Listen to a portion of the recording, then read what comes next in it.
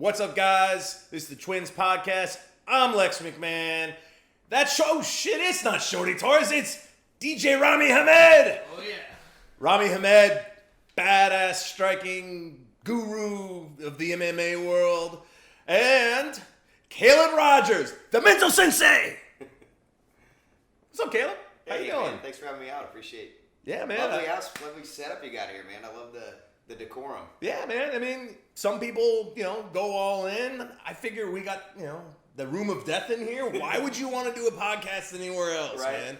I mean, it's kind of an icebreaker. You got the gator, all these animals over here, and then my favorite, he's the ringleader, the baboon. Yeah.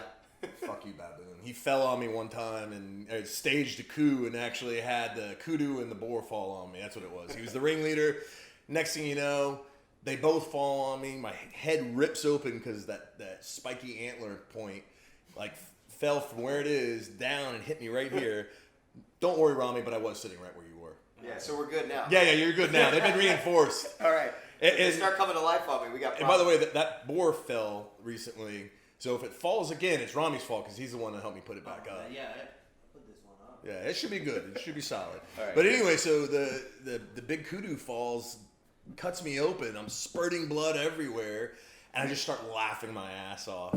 And I call for my wife to come in, and I'm like, "Hey, you gotta video this." And she's like, "What?" And she goes, "Oh my God, what's wrong with you?" I'm like, No, this is great. It's fucking karma. It's amazing. Get the camera. Yeah. And so, I mean, we videoed it, and I sent it off to all my friends in tears, laughing. Meanwhile, I'm just literally pulsating blood every time my thought would go through my brain. Oh my God.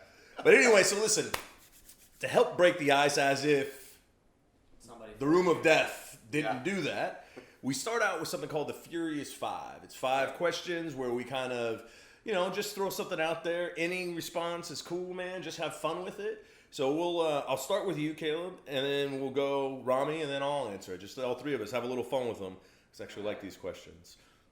They don't suck the way Shorty's questions suck. Let's do They're it. not all food related. Yeah, I mean, Shorty, you're a fat bastard. I love you, but Jesus.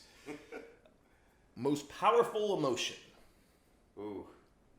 God, that's a toss-up. I was going to say fear or love. Humans, we have that negativity bias. Yep. So we tend to feel the negative more out of our fight, flight, survival mechanism. So that's pretty powerful, but, love conquers all. So I'm going to go, I guess, final answer, love, but fear is pretty right up there. All right. Rami, powerful emotion. Is being horny count as an emotion? I'll go with it, man. That's pretty powerful. I mean, when you're horny, you can the do female anything. genitalia rules the world. All right, so feeling a bit randy. All right, I agree. Fear and love are both incredibly powerful. I tend to say love is kind of the most powerful and ultimate truth. Yeah. If you can love yourself, you can love everybody else. So I know it's a stock answer, but I believe it in my heart. I just love you all so much.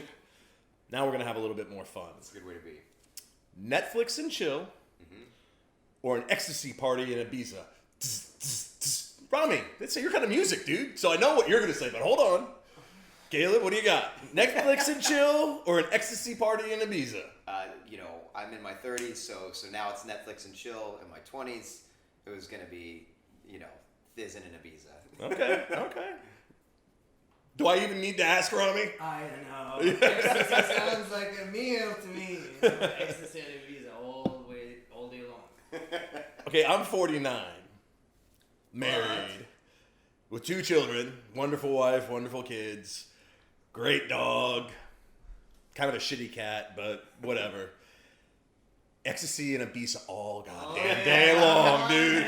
I spent 8 days in Ibiza once, and it was crushed, but I had so much fun. Don't remember any of it, but I had so much fun. So, that's awesome. Ecstasy in Ibiza. Do you sing in the shower? And if so, what do you sing? Oh, yeah. I sing in the shower. It's the best acoustics.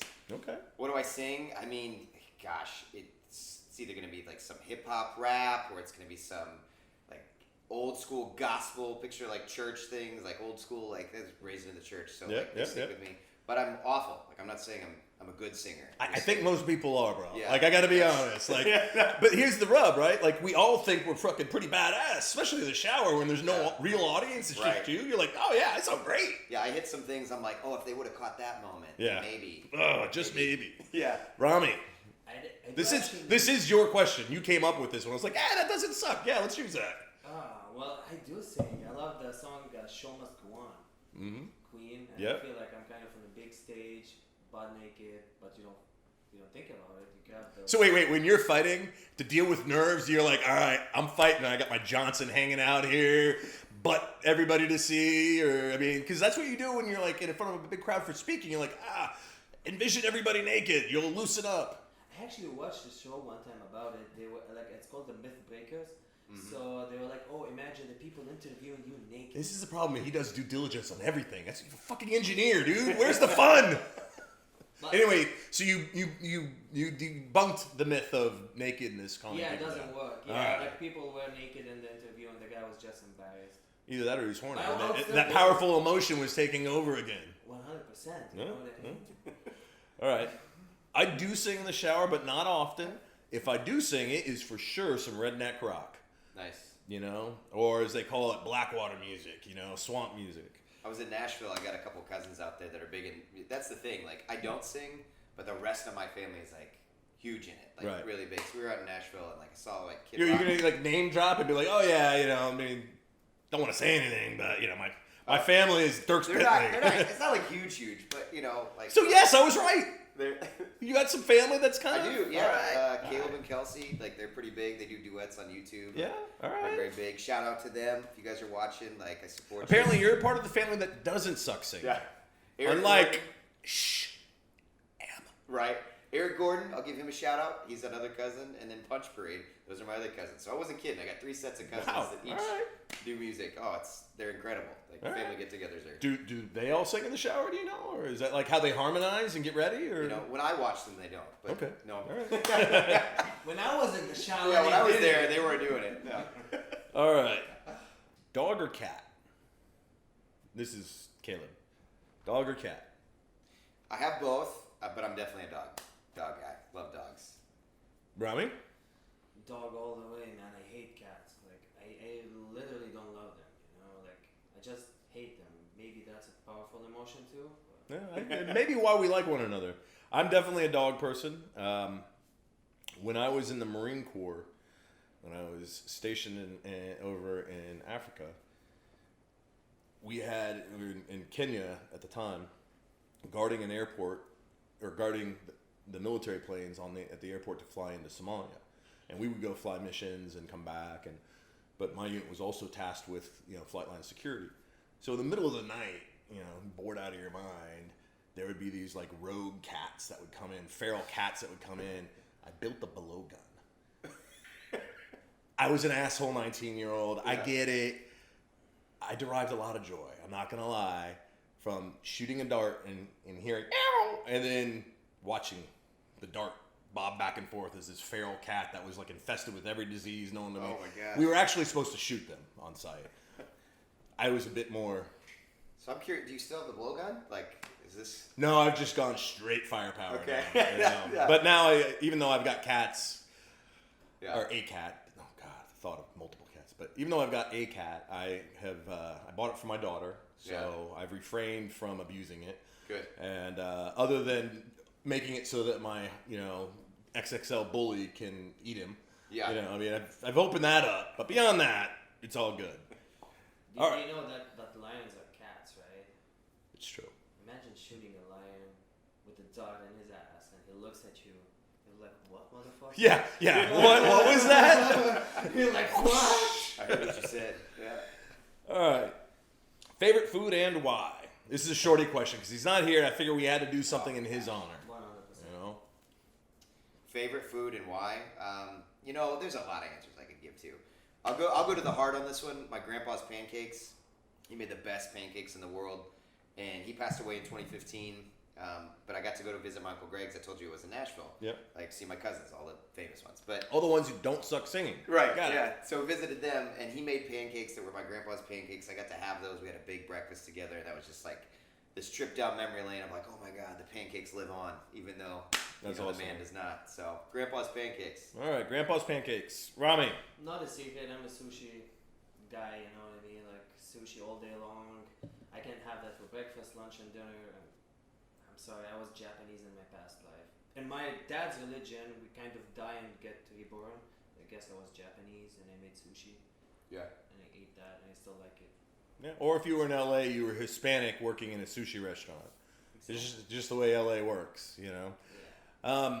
For me, it's gonna be burnt ends barbecue. Ooh. Love me some burnt ends, man. Smothered in pork fat, smothered in barbecue sauce. Well, Like, come visit me, man. Kansas City. dude, Best barbecue in the world. it is. It's good. It's good. All right, so that was fun. That's our Furious Five. Let's kind of pivot a little bit to the topic of the day, which is the correlation of mindset to performance. It turns out that the name Mental Sensei isn't just marketing bullshit. You actually know a little bit about this stuff, right? That's right. So, and Rami, because you know a little bit about this stuff, Rami has enlisted you to be of service to him to help him get his mind right before he, goes out to perform. So I thought it was a great opportunity to kind of have this discussion because I also know that it's vital to have a strong mindset. So why don't you kind of give us a little bit of the overview of kind of what it is you do, and then we'll dive into, I'll ask you some questions and we'll kind of see where that takes us. Great. Well, thank you, Rami, very much for having me out, setting this up. I do appreciate it. You're a joy to work with. I've told you that before. And mindsets, I mean, he's hamming it up here, but this guy's got one of the best mindsets in the game. Like, very disciplined to his approach, very dedicated. I'm not going, Yeah. Someone just didn't Yeah. Peace, power, performance. That's what I deliver. I create peace in your life. We recognize your spirit of power, and we utilize that to perform well. What that entails is I tell everybody, you're not born with the spirit of fear. You're born with the spirit of power, love, and sound mind. Sound mind being wisdom and discipline, or a complete mind. Out of a spirit of power, we recognize what we can control with what we think, what we say, and what we do. If these things are inconsistent, then we're living in disconnect. So explain to me the spirit of power. I think conceptually, I think I understand it, but like break that down a little bit so that everybody can kind of fully be on the same page as you. So let me start by recognizing a problem that I had, and when I knew that we kind of needed it or lacked it. Like today, probably more than ever, we're living oftentimes the universal we, in fear. Fear of the next big disease, fear of division, fear of different cultures, races, religions, all sorts of things that create a divisiveness. And that's one of the reasons why I went to operating out of a spirit of love and power, because I felt like people didn't realize just how powerful we are. Like they adopted this idea of maybe what people told them they could do or where they should be at, and then they kind of we got comfortable, and then we got kind of weak. Complacent. Right. Yeah. And so I would watch Conor McGregor mentally dismantle an opponent, and I'd be like, I can help with that. Yeah, the fight would be over before the fight began in a lot of instances. Right, and if you look at the opponents that Conor has lost to, typically he lost the mental battle before those engagements. Right, so Nate Diaz didn't really get under Nate's skin. Floyd Money Mayweather's there to make money, right? So he's just doing the show. Oh, and also it turns out he's probably the best defensive boxer good. in the world ever. Yo, Conor did great. Conor did amazing. Conor did great, but let's be honest, he didn't have a fucking chance in hell against Money Mayweather. Come on.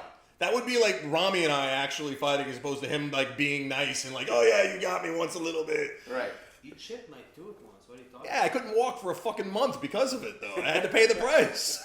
Sorry, but 2 calf kicks, 2 separate days, the same point. I see a calf kick now, I get the chills. I'm like, oh my God. It takes me back. It's like PTSD for calf kicks. It's horrible, dude. Yeah. So, very similar, we focus on building a powerful identity. Right. Somebody who's powerful enough to meet and conquer these objectives. The name of my company's Conquer. My branding is Mental Sensei, but my company's name's Conquer, and it's based on this idea that we're here to conquer. Character, values, things that Coach John Wooden coached on. Yeah. Love, that we mentioned. I grew up in LA, man. Wooden was, anybody who knew anything about UCLA and UCLA sports, everybody, kind of espoused Wooden and what he did. Phenomenal. And, ESPN's greatest coach of all time. I mean, he's up there. So that's the approach I took, is just helping people understand how powerful they actually are, how they could be. And then when you realize that or recognize that, when then you go fight, that's not on the line anymore. Like a lot of people fight Really? to try to find or establish their identity or their Right. purpose. But if we've already established this, then whether you win or you lose, you're just expressing yourself. So there's the difference between fighting out of an inspiration and fighting out of a desperation, Right. which both can yield very effective results. Like I'm not. It depends on how you're motivated as a person, correct? Absolutely, it's athlete specific. I tend to, in my style of coaching, embrace the inspiration, power, truth. That does not mean that hungry, desperate, never good enough doesn't work. It absolutely gets results. I just approach it a different way. Sure. That's where the peace part comes in. Okay. So Rami, and you guys have worked together. I know it's been a while. You were working together before your last fight when you fought for Titan, right? 100%. How have you translated this peace power performance? Oh man, like to be honest, he made a big impact on my game. I was able to actually feel happy in the cage. I was enjoying fighting for once in my life. Usually I go there with the fear of losing, like, oh, what would happen if I lose? If I win, I get all this. If I lose, I would lose all that. He created this peace in my mind, and I was like performing at 100%, doing what I want, doing what I feel like, enjoying every moment. Wasn't scared of the result. Yeah. Like I wasn't scared. It's not like I was not scared of losing. I'm not scared of the result. I'm not tied up to the result anymore. I'm just going there, doing what I am, showing what I am. Really confident that that's more than enough to win, but I'm not thinking about it anymore. We thought that. We've been through it before the fight. Once we're in the fight, I'm just. You've just moved there. one of the opponents that you had before you, Right. which is yourself. Right. 100%. Most people lose the battle with themselves before they even get into dealing with the opponent in front of them. Well, and another big thing is meaning. So, and Robin, I hope this is comfortable with you sharing. I kind of got his pre-approval before him, but just want to check in. Yeah. One of the things that he kind of struggled with was as he would head into, he'd win, and then we'd get the fight that was supposed to get us into the UFC, and we'd drop the ball. Right. And it was because, he was talking about, we had to kind of find and create an identity that says, no, I am a fighter, I am good, this is what I do, and I'm going to keep doing it until I win. Well, once we kind of had that set in stone, it didn't become like, oh, I'm good enough for the UFC anymore. Right. Or this fight means more than the last three have. Like, it kind of took the pressure off. Now, some guys, they want the pressure on. In his circumstance, we need to pull back on the pressure. We're giving it too much meaning. So how do you assess an athlete or a client to make that determination on what do they need the kick in the ass, the threat of you're not doing enough, you need to do more, or no man, you're good, you're complete, just go out and do your thing, and the rest will take care of itself. Yeah, for me, I think that's where it's like more art than science, and I don't say that to sound like egotistical or not. It took me a little bit of time to kind of get to this point where it's difficult for me to translate 100% what I do. I can give you the steps, I can give you the blocks, but it is for me, first few weeks of engagement is just about understanding. Like, I just want to understand you. I look for your values, similar to like what Wooden kind of taught. And you, him, me, and everybody who's watching has things that they value more than other things. Maybe somebody's thing is respect. Maybe somebody's thing is hard work. Maybe somebody's love, sacrifice, humility. Like, it's not up to me to determine what your value set is. Once I find it, though, then I'm able to speak to it and translate or connect that to what gets you results in your life. Okay. I like it. It's one of the things that, as we're sitting here talking, now,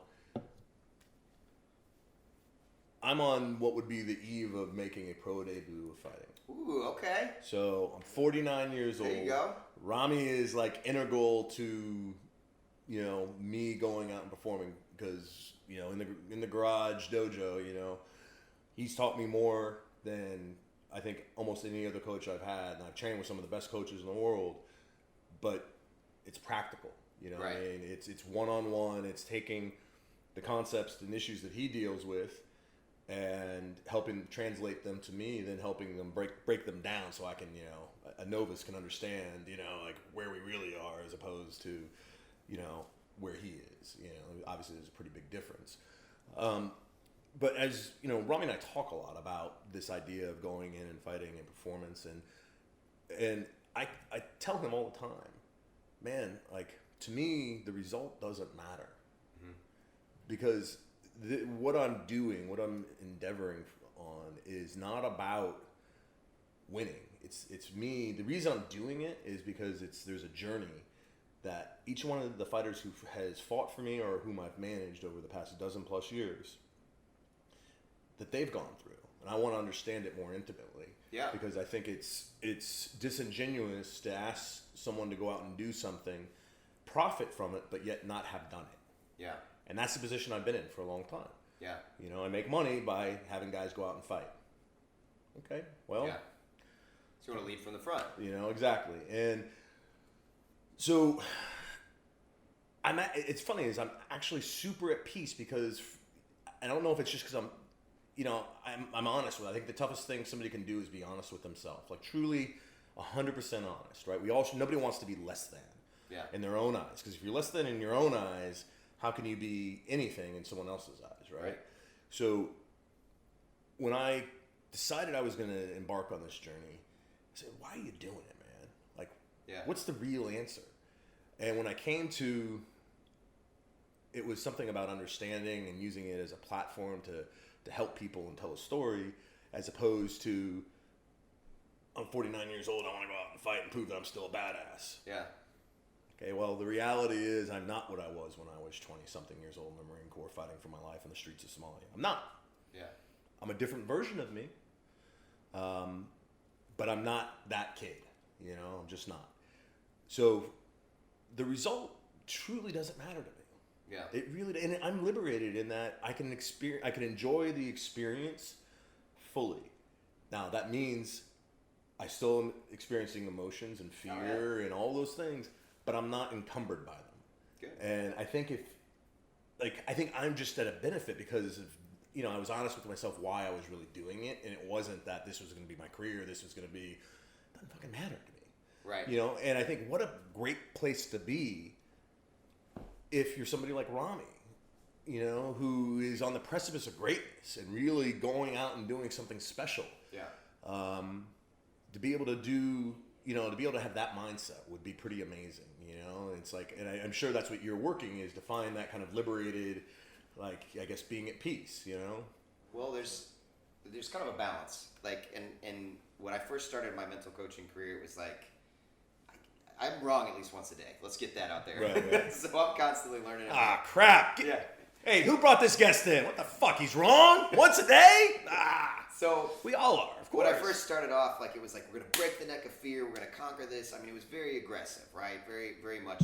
By the way, bro, break the neck of fear. Yeah. That's some gangster shit right there. Yeah, that's where I was wired. Yeah, All right, let's do this. And now I've kind of shifted. You know, I read some Taoist books, that kind of thing, and I'm like, no. We can't deny one part of ourselves. Sure. Like we have to accept the fact that we are scared and perform through that fear, not block off that truth. Now, if you over magnify it, that's going to create problems either way. Just as if you were to over magnify confidence, then you're going to have problems either way. Like you want to be in balance. So I had to learn, like in the beginning, I was like taking off pressure, alleviating pressure. What do we can control in this? You know, we can't control the win. We can only control our performance, our strategy, stuff, you know, like that.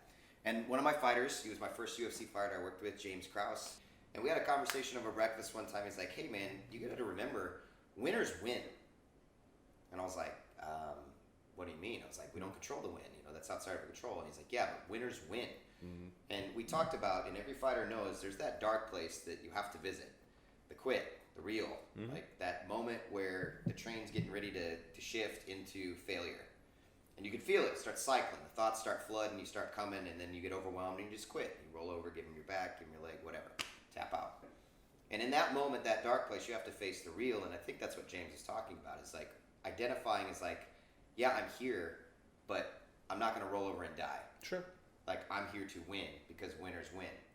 Now, for me, like I said, I try to identify what needs to be magnified, what needs to be minimized per my athlete or my employee or client, whoever is working with me. You know, so in some cases it might be like, hey, we got to de-emphasize this. In other places it might be like, well, you got a guy who's comfortable with, you know, just being there, going through the motions or whatever. And I'm like, well, okay, but we're here to win. Like, they're trying to really hurt you. Like, they're gonna do real damage. Yeah. So like, yeah, it's no joke. It's like the real thing. Once that door locks, you know what I mean? Yeah, and Tim Grover, wrote that book Relentless. I don't know if you guys watched The Last Dance, that documentary. Like he's featured on that stuff. And absolutely. I read it. I didn't agree with everything Grover said. Like there were some things that he and I differentiated on, but he talks about kind of this dark spot, this primal instinct, which is similar to what I think James was talking about, where it's kind of this primal, like, if it's you or if it's me, well, it's not going to be me. Like, no, for sure. It's going to be you. And I'm sure you've experienced that's the military. I mean, 100%. Like, when you're, in full survival mode, there's no choice. Yeah. Right? It's so when you meet that with proper conditioning, proper training, proper mental conditioning, nutrition, all of that stuff, when you've got that in line, you're going to do amazing in your debut because you already have that. You know how to tap into that and be like, okay, I've trained for what I need to train for. Now it's time to let the dark out. Like, we're going. You know what's the hard part? Like, where I come from, to admit that you need mental help is kind of not a thing that men do. Like, no, listen, that's the way it was in the military when I was serving. Like, the idea of saying that you were less than, that you needed to have someone help you to achieve more than you should be already, like, that's bullshit. Like, hey, what are you talking about? It's total weakness. And so I could relate to that because that's exactly the way we were in the military. Yeah, they're like, be a man, come on, what do you mean? What are you scared? Like, it's not like fear, it's weird, it's like a phone with the perfect hardware with no software in it. You know what I mean? You're like, you need that software in your head to actually go and perform. But go back to what we were talking about earlier, and what you and I've talked about a lot is the hardest thing a person could do is be truly honest with themselves. So someone who's sitting there and saying, "Oh, why do you need it?" No, dude, we all, every single person has fear. We all have emotion, right? It's what you do with that emotion, how you harness that emotion, that will dictate how you perform, right? That again, talking about the correlation of mindset and performance. 100%. Yeah, so admitting the need of mental therapy is the hardest part. After that, it's all easy. You just go with the flow, you become better, you feel you become better. And you appreciate it, and you actually push other people to go in there, try it, man. Like, trust me, you'll be better. Like, it's not if you run more miles, that's not gonna kill the fear in your head. Right. Like, that's what I always thought. I would overwork my body, get injured, feeling like, okay, if I overwork my body and I feel like a killing machine, my mind will be like so confident that I wouldn't feel all those emotions, all that fear of. Now you're just tired and you still have the emotions, right? Exactly. Yeah. Overtrained and worn out. And then you get injured, and then everything multiplies. The fear factor becomes so big. What I learned now is that if your mind is strong, you can actually get away with not being 100% ready. That's crazy. I'm not saying don't be 100% ready, but no. Listen, if you're strong mentally, you can overcome deficiencies in cardio. You can overcome deficiencies in technique and so many other things because you're just not gonna break. Like, you may not perform the way you should, but when an opening presents itself and there's a chance, like, you're gonna take it because you're strong enough. It doesn't matter how much you're sucking wind, man. Like, I've always, why does somebody, I think it's Kyle Maynard, the kid who is a wrestler who is a quadruple amputee, or no, I think he was born with a disease where he didn't have all his arms and his legs, but he went out and wrestled, and was a stud. Now he like climbs mountains. Like, and he certainly is operating at a deficiency, right, in terms of the physical. But he's so strong mentally, doesn't matter, man. He still conquers. Yeah. So, when I approach, like, typically I kind of have my like induction speeches, all that stuff with my clients. But when we get to it, like, one of the things I say is there's 4 fights. Every fight has 4 fights, and one of those fights is the mental battle. And we win the mental battle through faith, through focus, and through composure. And if I camp out just on faith for a second. Like, I start with this. I'm like, is faith something you have, or is it a choice that you make?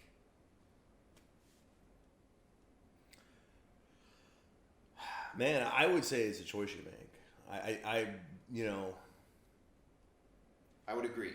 There's no right or wrong, right? But I think it's something you could sit back and say, man, no. Now, some of those choices can be way easier. If you put in the training, you've done all this stuff, like you put in the time, it's really easy to believe in yourself. But either way, you're going to have to make that choice. Will I believe? Right. Will I believe in myself to win, to perform? Furthermore, if you look at, and I'm painting with a broad brush here, not every athlete, but more often or not, most athletes perform better when they believe in themselves than when they don't. Yeah. So right out of the gate, this is something we can control and will contribute to our performance. So we decide weeks in advance, I will believe I can win. Period. Like we established that in week 1, week 2 of our fight. We reinforce it a couple weeks out, and then for sure during fight week and everything. Like we know I have a permission to be great moment. Like, you know, it's a quiet reflection moment with self. It's basically saying like, no, I believe, I promise myself I'm going to perform at my best, and I believe I can win. That's part of it. So when the fear, the doubts come, and they will, because you're doing something that matters to you, you've already answered that question. Sure. You don't have to go back and on fight night figure out, I mean, how many times you've been around a lot of fighters, how many times you said, I don't know, man, I just don't want to be here. It's that flight mechanism. I went out looking for the escape. Listen, I mean, I managed a lot of the guys up in Montreal, and really pretty much everybody except for George St. Pierre. Mm-hmm. But knew George, spent a lot of time with George, was in the back a lot with George. Yeah, he was terrified. He said. Petrified, man. Like, he was like almost immobilized. Mm-hmm. But Faraz would get him ready to go, and he'd make the walk. And once he made the walk, he was cool. But the part about being in the back, holy shit. Stefan Struve, you know, one of my longtime clients, same thing, man. You know, not to the point where George was, but Stefan really does. He's not a huge fan of being backstage waiting to fight, man. Like he's alone with his thoughts, and I think a lot of people are. It's how you deal with it. You know, it's very subjective, right? And there's definitely not a right or a wrong. It's just how you're dealing with it. Absolutely. Yeah. It's probably the hardest part being in the back, by the way, just before you walk in the cage. Awesome. You're gonna find out. Awesome. Got that to look forward to. It sucks. It's like, I've been doing this for a dozen years. No, man, totally fucking different when it's you as opposed to sitting there next to watching some dude who's gonna go out and get his face punched in. Totally different deal. I wonder if that happened, like somebody walking in and then he decides, fuck that. He turns and walks. There was that boxer who stepped out of his. Did you see that? I don't think I. Oh yeah, like there's this clip. I don't know if you can cut it in or whatever. This one boxer gets in the ring. They like basically tap gloves and immediately doesn't leave his corner. Gets out. Walks He's like, back. nah, you know I'm what? out. I'm done. Thought about it. Okay. Never mind. Yeah. Damn, imagine like somebody in the UFC just walk in and Bruce Buffer calls his name. He's like, you know what, Bruce? I'm out. I don't feel it tonight. I mean, think about it. Like you look at a guy. This is not at all to be negative. It's just talking about the issue. So you look at like a kid like Max Rocha, kid, absolute monster. Fought for Titan, was a beast when he fought for us. Right. Then goes to the UFC and he took the fight on short notice, and he quit on the stool in between rounds. 9 times told his coach, no, man, call it. Don't want to be here. Call it. And, you know, people gave him a lot of grief. And at the end of the day, man, like, fuck, nobody knows. And he came out after, to his credit, he came out and he's like, man, I do this to myself. I get to the highest level and I'm about to achieve greatness and I self-destruct. Right. And, you know, so now that we're, you know, in discussions of like, does Max come back because he's not in the UFC now? They cut him. And does he come back and fight for us? And I think it's a great story, right? Yeah. To come back and, you know, give him a tough fight. See what he does. See, did he take that moment and learn? Because we all have fallibility, right? We all have a moment of weakness. Yeah. He had his on a very public stage. Oh, yeah. You know, but he has the opportunity for redemption on an equally, you know, public stage. Well, remember what I was talking about with identity? Like, you've seen this kind of before. Like, when somebody's identity, when the fight becomes more than the fight, it becomes like, am I good or am I bad? Right. Like, am I worthy of being here or not?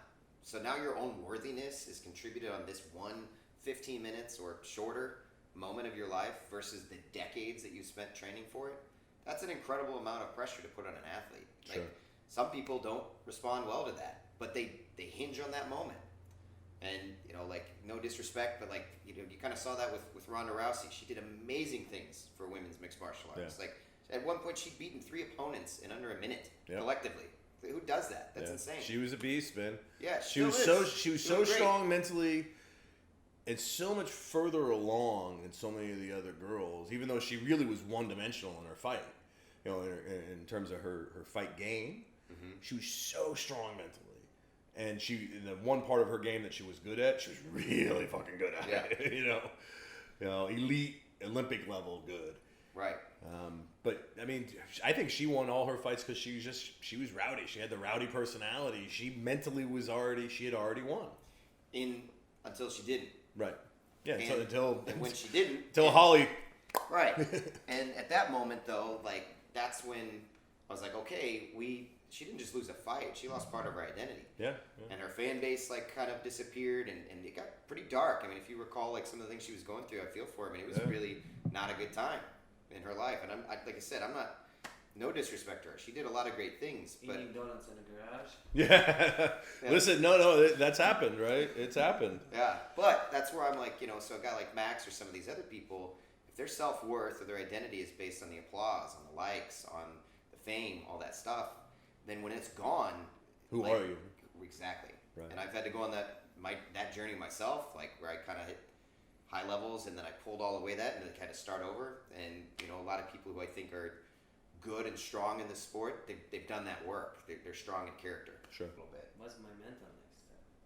What's your mental next step? Mm-hmm. Well, I think we're still. We got to get to the UFC, and then not you, but most athletes when they get there, they kind of have like these 3 zones, right? It's like, do I belong? Right. That's the first kind of question they look for: is do I even belong here? Then once they start winning, they get a little traction. They start to believe in themselves and their right to be there. Then it's like, okay. I want to be the best. I want to crack that top 10, top 15. And then there's like another level when you get in that top 5 to championship. And then I'd say there's even another level of, okay, the mentality of the greatest of all time. Like there are these like tiers of like, and you see it when people aim, oh, I just want to get to the UFC. I just want to get to the UFC. And then they get there and they wash out because they got their goal. They got their dream. Right. That's different than the fighter who says, I want to be world champion, which is different than the fighter who says, I want to be the greatest of all time. Right. And you can see that when you look at, Israel Adesanya. He seems like one of those guys where he's on mission to be the greatest of all time. Not just win a title. He wants to win back to back to back to back to back titles, Those kind of guys. So that's what Conor said, like, I'm not here to take part. I'm here to take over. Yeah. And like after his fight, I was like, hey, why are you clapping? Why are you guys so excited? I'm just here. That's just the beginning, you know what I mean? A lot of fighters don't act like that. Sure. Okay. They're like, oh. I got a way to go for us. So, all right. So, as we've talked a lot about, again, that correlation between mindset and performance. Something I think is interesting to talk about is kind of, have you done enough to just get the win?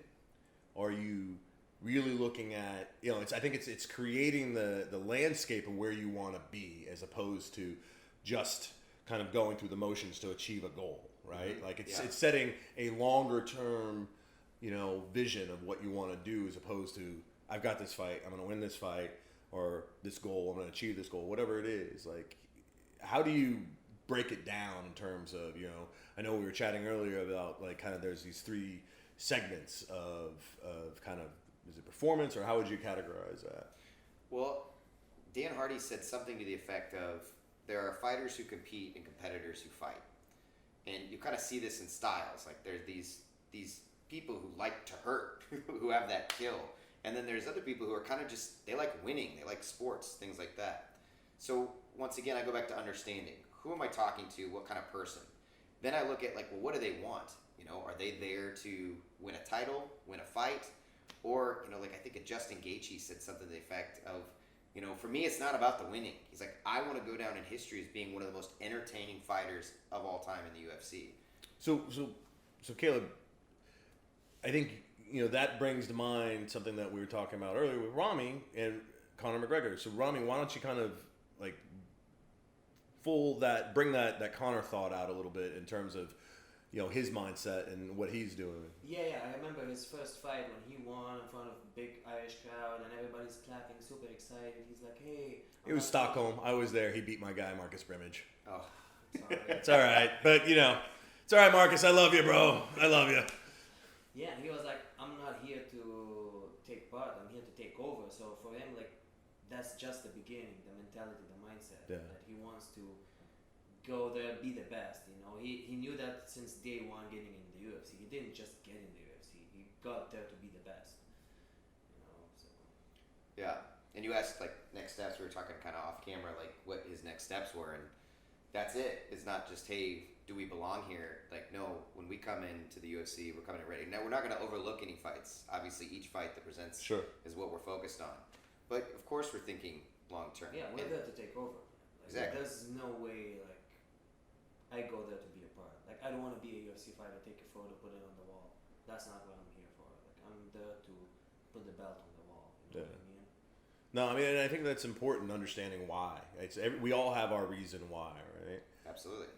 I think when someone goes to something like, fighting as a career and what they're doing, and, you better have a really good reason why you're doing that. Because it's fucking tough, man. Yeah. And I'm not talking about the fight. I'm talking about all the work that has to be done to get ready for the fight.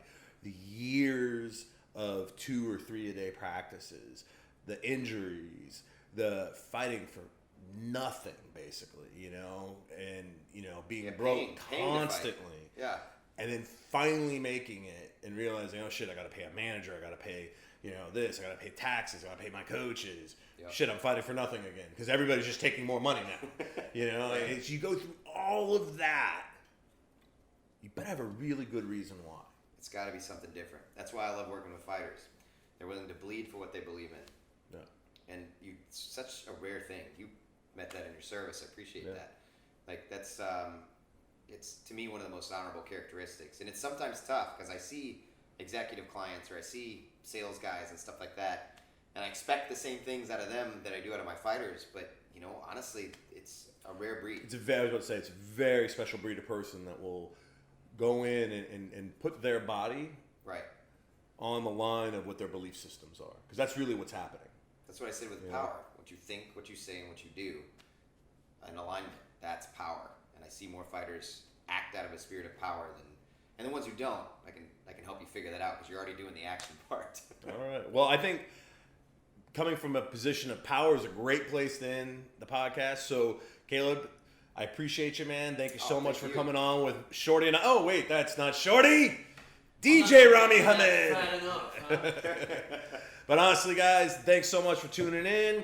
I'm Lex McMahon, Rami Hamed, Caleb Rogers, the Mental Sensei.